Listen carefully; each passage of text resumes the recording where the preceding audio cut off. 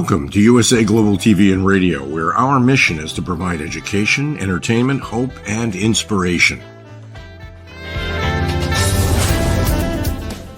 USA Global TV and Radio connects you with experts and audiences all around the world every single day to help you succeed in business and to live a richer life. Visit us at usaglobaltv.com to learn about career and life-changing training and mentoring programs like the Listening Mentor. Subscribe to our newsletter to stay informed about our special programs and offers. Discover how you can become a guest on one of our shows or a host or producer of a USA Global TV and Radio show of your very own.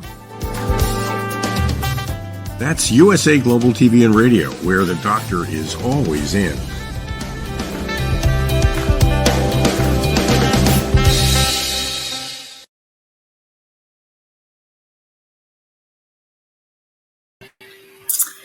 Hello and good morning and welcome back to the Compassion Project. My name is Dr. Danielle Lord. I am the hostess of the show and I am alone today. I don't have any guests. And so I wanted to take this time to talk a little bit more, unpack, explore, and examine what I mean by institutional trauma. So just a quick note of thanks to the USA Global TV and Radio Network, and happy to be with you here again today. So, all right, before we get started, I just want to provide you with an opportunity to think about a couple of things that you may be noticing or experiencing. So over the past couple of years, how many of you have noticed, let me advance my slides here. This is a little new thing for me. No guests, but slides today. So over the past couple of years, how many of you have noticed or experienced acts of aggression or increasing acts of aggression, vitriolic responses from people that maybe you just accidentally bumped into? Road rage. I know I can't stand driving anymore. Being out on the freeway, it almost feels like taking your life in your hands. There's so much road rage with people just whipping in and out of lanes, running right through red lights and stop signs. So it's getting a little frightening out there. Public instances of mental health decline. What I mean by that is I have seen a remarkable increase in the amount of individuals just walking down the street, having full conversations with someone that apparently is there in their own mind.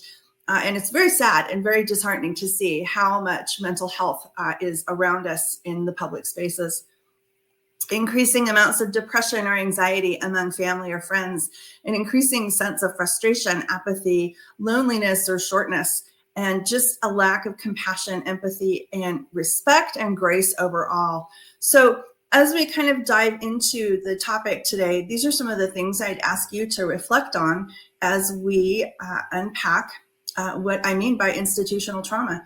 So who am I? Just a little bit of background. Now, I've had 5 or 6 shows on with the Compassion Project here on USA Global TV. And I thought it was time to spend a little bit more time talking about this, but I also wanted to kind of reintroduce myself. So I have a 32-year career background in the field of organizational development. And so what I do is I don't organize things. That's usually the first place people go to is, oh, great, I need organizing. I work with organizations, usually at the corporate level in my private practice with smaller organizations, helping them build a successful organization. And that's through structure, that's through change management, that's through learning opportunities, and mostly leadership development. Really what I like to think of myself is bringing kindness to business. And we're in this weird space where somehow kindness and business can't seem to coexist. And I don't know where and that trend started, if that's a holdover from the industrial era.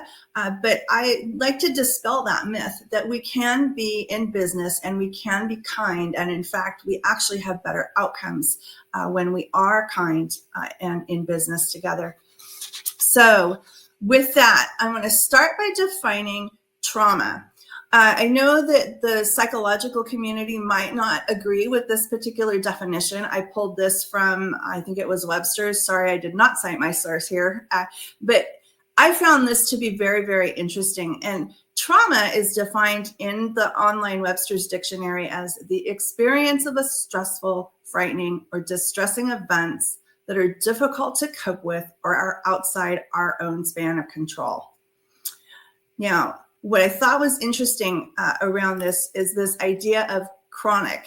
So we tend to think oftentimes of trauma as being a significant event. It was a bad car accident, and we were caught in a fire. We were significantly injured. And so that's generally our kind of societal understanding of trauma. I'm trying to adjust my phone volume here, which I should have done ahead of the show. But actually, this idea of chronic trauma, which is repeated and prolonged, I think is what we're experiencing societally. And so that's what I mean when I talk about institutional trauma. And I'll unpack some of those things as we go through the program today. But it's also complex trauma, which is exposure to varied and multiple events that are often invasive or of an interpersonal nature. So those are those types of things that are interpersonal, meaning that they are direct personal attacks on us. So say, for example, I accidentally run into someone in the grocery store and maybe brush up against them.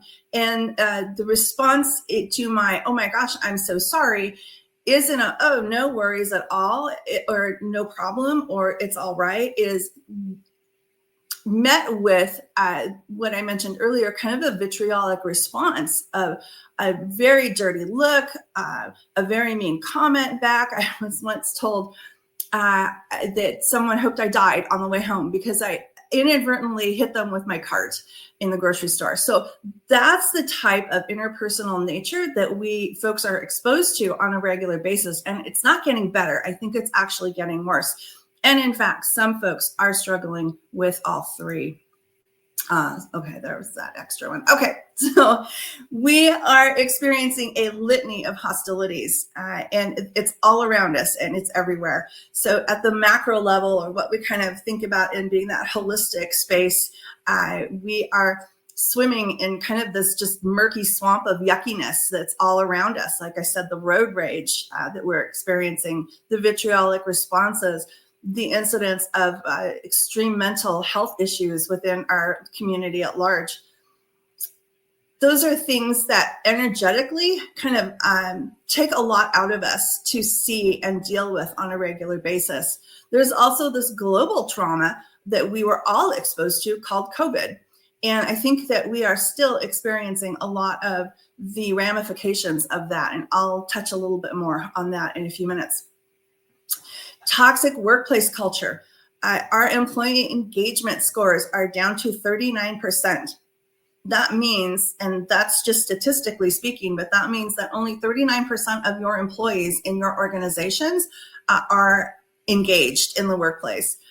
So we are seeing a lot of trauma at work, and I spend a lot of time talking about this because it has such impacts on us. Again, that's an interpersonal attack that comes at us all the time when we're told we're not good enough, our voice isn't respected, our ideas, our professional experience isn't considered. So we take that trauma and we're exposed to it every single day. We take it home and we bring that trauma into the house, and it affects our loved ones, our kids, and then those individuals take that trauma back out into the larger society. We are also seeing a significant uptick in family or familial estrangements. We have an entire generation who somehow doesn't want to be involved with their families any longer. And that is actually being perpetuated in the mental health community when we have mental health counselors telling 20 and 30-year-olds, even I had a 50-year-old friend who's 50 years old, tell me that she was seeing a mental health counselor who was telling her, you should just walk away from your entire family. They don't deserve you. They've done you wrong. Maybe one or two misgivings, and somehow you just need to walk away and remove yourself from the family. So we're seeing this happen a lot with kind of the 20 to 30-year-old age range. And we've got hospital violence is up by 60% in the emergency rooms. And I imagine that violence through just the feelings of disrespect and the low engagement with that degree of workplace violence does follow through within our organizations as well. So when I talk about this macro environment, those are things that are happening all around us. Then we take trauma to the micro level, or kind of what I call these tiny hostilities. And that's really like akin to death by 1,000 cuts, right? It's just coming at us all the time and we cannot get away from it. So when I talk about the repeated and prolonged sense of small incidents, that's exactly what I'm referring to. But we are going through a lot of emotional and mental trauma, as I mentioned, at work. Think about the average day. Now, I think alarm clocks have come a long ways with the using our phones as our alarm clocks, but think about the alarm clock that we were using 20, 30 years ago with that blaring siren-like sound. We used to wake up to that. That's how we used to start our day. I mean, so we started our day in this heightened sense of rush of neurochemicals, sometimes not always healthy when we woke up to that. So oftentimes there's small and unseen incidents of tiny hostilities, and they can be slow and insidious as well. And so we are living truly in an environment of chronic and prolonged trauma. All right, so this is a messy slide. It's hectic and it's very hard to see. But what I wanted to highlight here were all of the different incidents of anxiety and depression, as well as substance use and suicidal ideation. And all of this has occurred since COVID and the COVID safety measures that occurred. So that's 14 specific references to anxiety and depression, and 9 related just to substance abuse and suicidal ideation. So these are reports that are coming out right now. So we can definitely see the increase in how people are responding to the trauma that's all around us. All right, with that, I want to begin to take a look, if I can get some tech cooperation. Okay, here we go. So when I talk about institutional trauma and those small little insidious things that are coming at us, I just want to highlight some examples of things that we experience, again, in the macro environment. So this is architecture that was commonplace 100 years ago. We saw these beautiful ornate buildings that were just beautifully artistic in nature. And you just get a sense of awe and appreciation when you see this. And you can't help but smile. This particular building here on the right, I think your right, my left, my right, your left, with the cat on it. This actually was a building that was in Riga, Latvia when I was there in 1991, then part of the Soviet Union. But just this architecture was so lovely and beautiful. And now we have this. We have these cold, concrete structures that are rough edges, and there's nothing appealing or beautiful about this. This is how the architecture shifted after World War II. So about the 1950s, 1960s, and the whole idea around it was that, we're going to modernize all these buildings. This old architecture with these beautiful spirals and finials and peaks was too expensive. We need to rebuild quickly. And so we're going to move into kind of this modern era of architecture. This style of architecture has a name, and it is actually called brutalism. Yes, brutalism is the name of this architectural style. So knowing the name of this and just the feel that you get when you look at this, I can't help but think this is part of that institutional trauma that is causing all of us to experience some negativity. There was a really interesting show that was on a couple months ago, a YouTube show where the gal talked about how art is designed to evoke an emotion in us. And architecture is a form of art. And so how can we not feel when we see these bland, cold, structured buildings? This next slide is actually me in the Soviet Union. This is such a classic example. This right here, lower left-hand corner on my left, was our dorm. And I can tell you the sense of walking around the corner and coming home to that was not uplifting at all. And pretty much everyone in the Soviet Union at that time lived in a building that looked something similar to that. And in a gray day, or on a gray day rather, it was not appealing or uplifting at all. Just a couple other photos that are kind of fun. This was the pipe work that was in that the exterior wall. So there were no interior sections of the walls like we have here in our modern homes where the pipes would be hidden. This was actually the hot water pipe, or actually it was the water pipe. But that's how we knew. That right there is a little cockroach. I know some of these are hard to see. That's a cockroach. And that's how we knew if we had hot water for the day. This is a giant end of a nail sticking through the concrete. And so it's just one more example of how actually depressing and kind of that sense of interpersonal trauma or interpersonal attack can feel just in the environment that we live in. All right, moving on. Trains, planes, and automobiles. I thought this was another great example of how we have taken this form of beauty and kind of really bastardized it to be something that is not lovely and aesthetically appealing any longer. Now, you can make the argument that in this example of a train, again, might be hard to see, but it's beautifully appointed with these lovely window dressings and soft furnishings. You might make the argument that that was only for the wealthy who could afford it. But even so, it's diminishing the existence of our aesthetic. And now we've gone to this gray, dull, lifeless. This is a train. And this was a supposed 2024 upgrade that they did on the train with these lifeless gray seats in this kind of very stale, drab environment.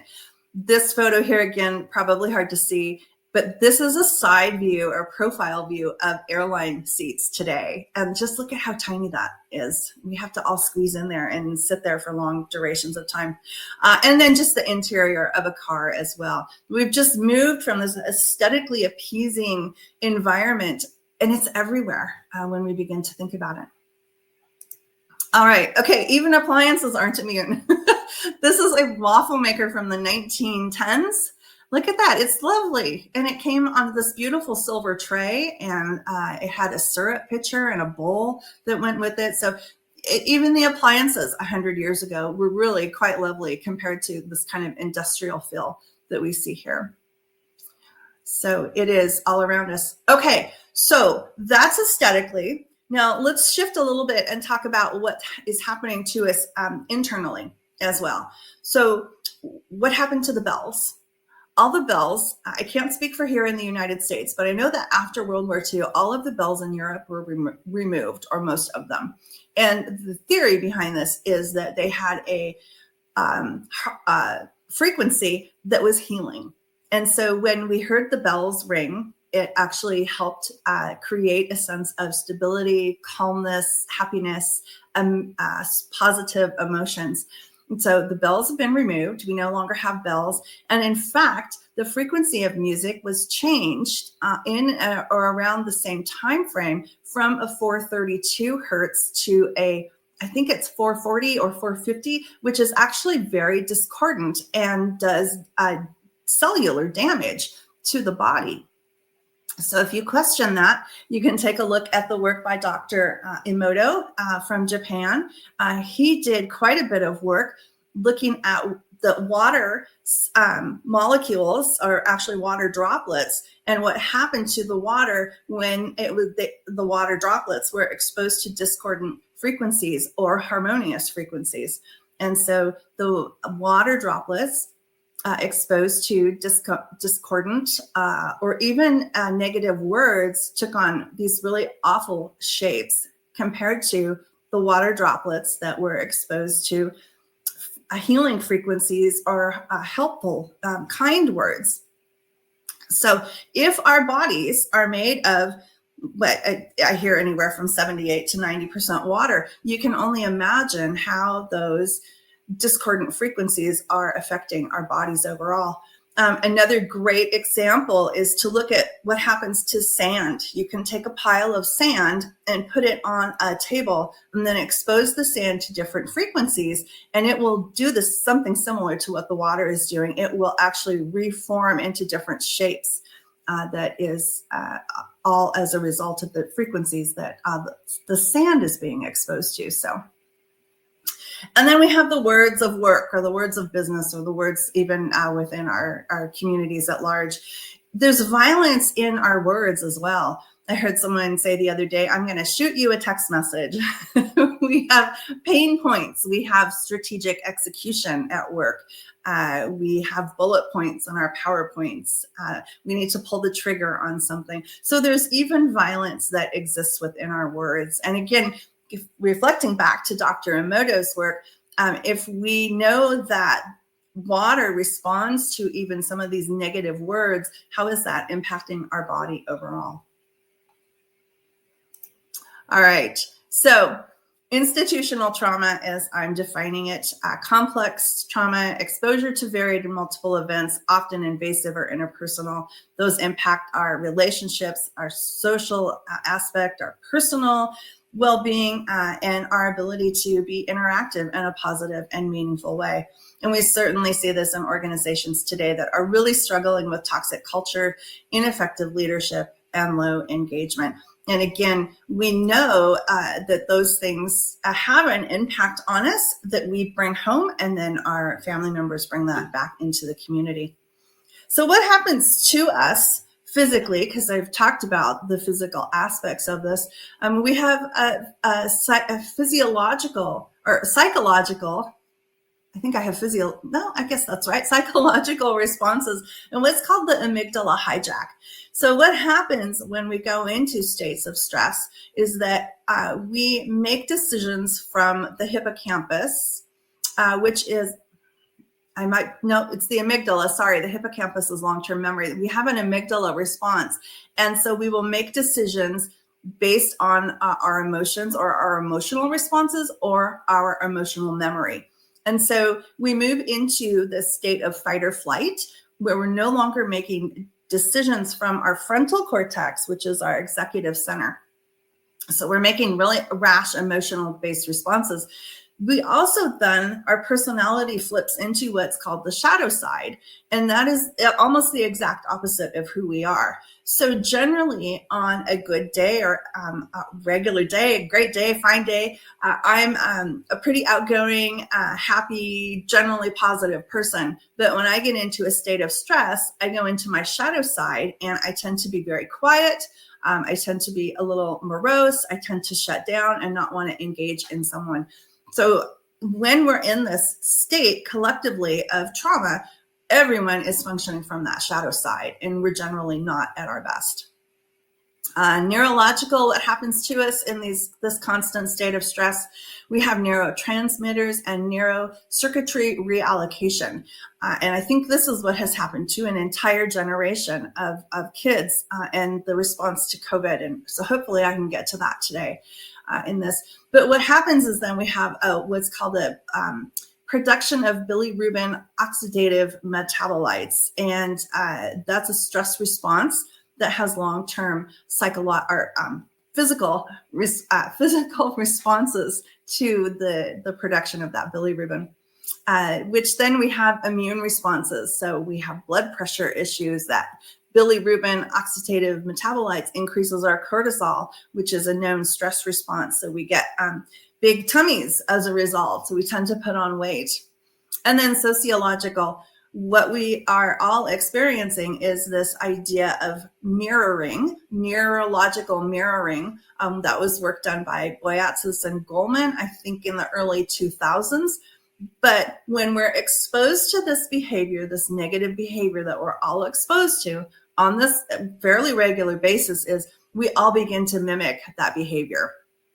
Because from our neurological mirroring, we mimic behavior we're exposed to over time.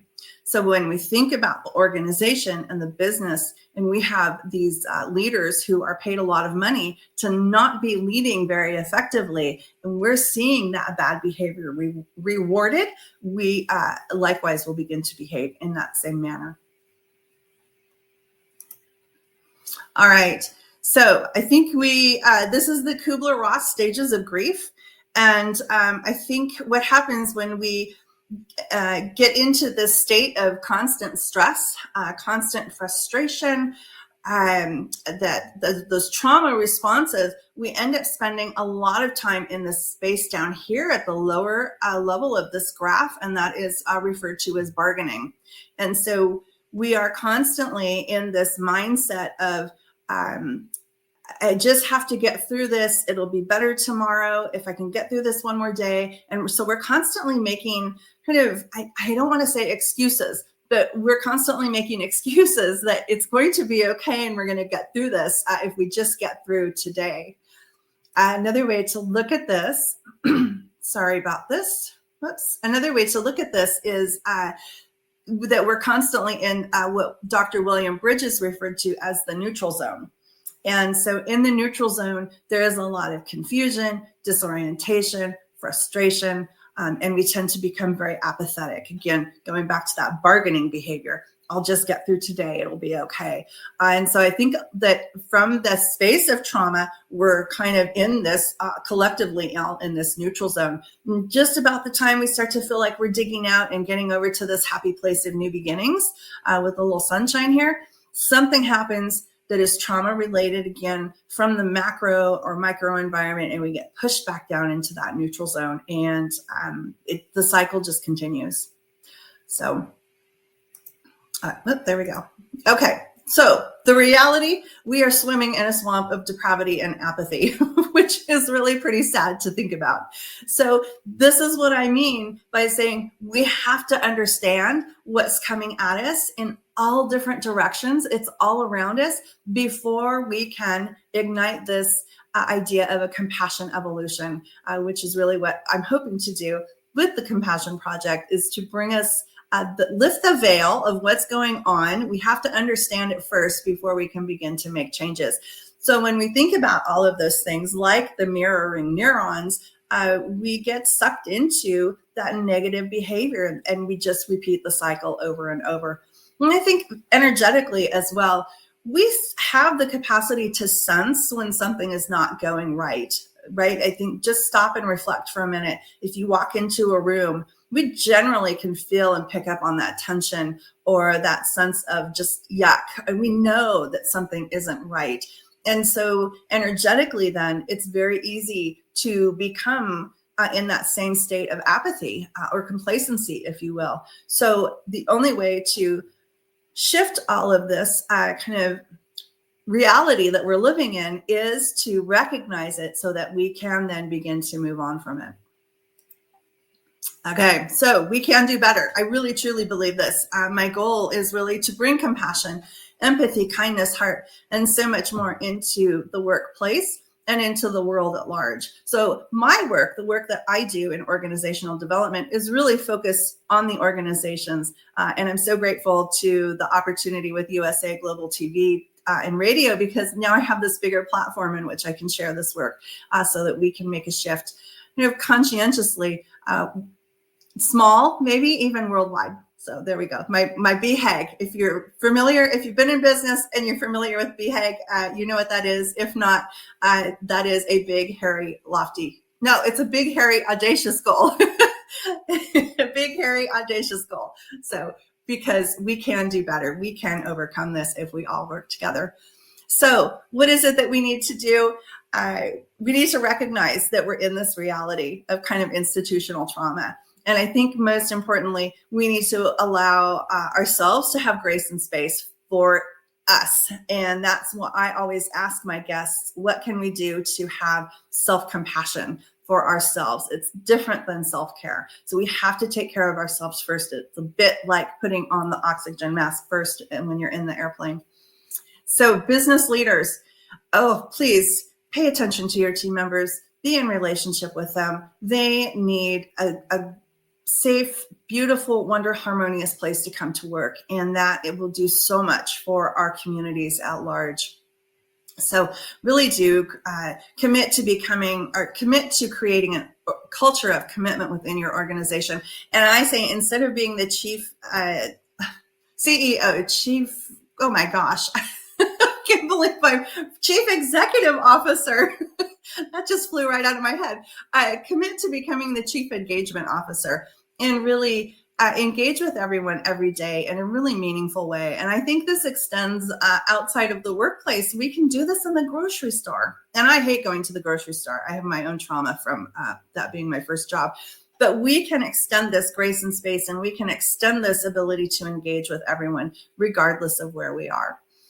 In healthcare, I talk a lot about healthcare. I have a lot of other healthcare professionals on because I do see this as being a huge extension into the work of healthcare.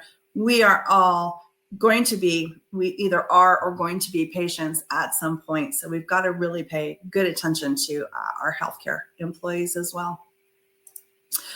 Ultimately, our employees, if you think about this again from the work perspective, it is up to us to create the space where every employee feels valued, heard, motivated. And it really comes down to one simple thing. And again, this extends into every interaction that we all have, is that we can have quality daily human interactions with one another. And so that's all I'm asking for in the Compassion Project, so that we can, again, ignite that compassion evolution. So I've had a lot of people ask me, why do you say compassion evolution? And I say compassion evolution because a revolution is fast, it has a bright burning flame, and it can sometimes burn out pretty quickly. But an evolution starts small and catches on over time and is oftentimes much more sustainable long term. All right, so just one more slide on the workplace. And I think this is really interesting. Most employers do not know about this. This is work that was done by Cuddy, Fisk, and Glick back in 2013. Again, hard to see the graph here, I know, but their whole point of the work that they did was that if our employers, our leaders, and that's any one of us at any given time, are not demonstrating warmth, as shown here on the vertical graph line, we tend to fall into that place of complacency, and we actually begin to create passive or even active harm within the organization. So if you're a business leader and you're listening to this, it is likely that you have folks who are acting in that state of complacency. We call it quiet quitting today. I don't think that word does justice for what's actually happening. But this idea that our team members can actually be actively engaging and harming your business at the extreme end, if not just, again, engaging in those little microaggressions, tiny hostilities towards other team members. So I get a lot of pushback on this because I have a lot of business leaders who say, oh, our team would never do that. We have great employees. But I have sat through many investigations where there was a lot of damage that was done because someone just did not care, or they actually wanted to even get back at someone within the organization for how they were treated. So I have quite a bit more slides that I'm probably not going to be able to get through today. So hopefully we can come back and spend a little bit more time talking about some of the solutions, because I do want to present solutions, and hopefully many of my guests will present solutions as well. And I didn't even get to talk about the 20-somethings. But the best part about this, in terms of creating space of compassion for ourselves and for others, it's absolutely free. And for our business leaders, engagement, compassion, kindness is not a party that happens within your organization. It's those high quality daily interactions, and those are free. Love, grace, space, kindness, all those things that you can do don't cost anything, but for you to give up just a little bit of your time and a little bit of your heart so that others can feel better about themselves. All right, I'm going to call it there for today. That was a lot to get through. I know the slides were probably tiny and hard to see, but I hope this gave you some sense about what it is that I mean when I talk about institutional trauma and igniting a compassion evolution. And there's so much more that we can do, and so many more conversations that we can have around this so that we can all experience better, happy, quality lives and not live in this yuckiness, this sea of complacency that we're all experiencing. Thank you for being with me today. I'm looking forward to being back in a couple more weeks. I have some great guests lined up for the next few months. So excited to continue with these conversations, and hopefully we'll do another solo show where I can continue to talk a little bit about this work. Thanks for being with me. Thank you to the producer, Dr. Jacalyn, and thank you to USA Global TV and Radio. Don't forget to click on the like button. I don't like to say smash the like button. That's not nice words. Click on the like button, follow the show, subscribe, and please leave comments. I'd love to know your thoughts on all of this, and I certainly will respond. So until next time, have a wonderful day. Have a wonderful holiday. It is close to Thanksgiving here. I know that people might be listening at another point in time, but right now it's almost Thanksgiving time. So do enjoy the holiday, and I'll see you next time. And stay around to listen to our sponsors for just a few more minutes.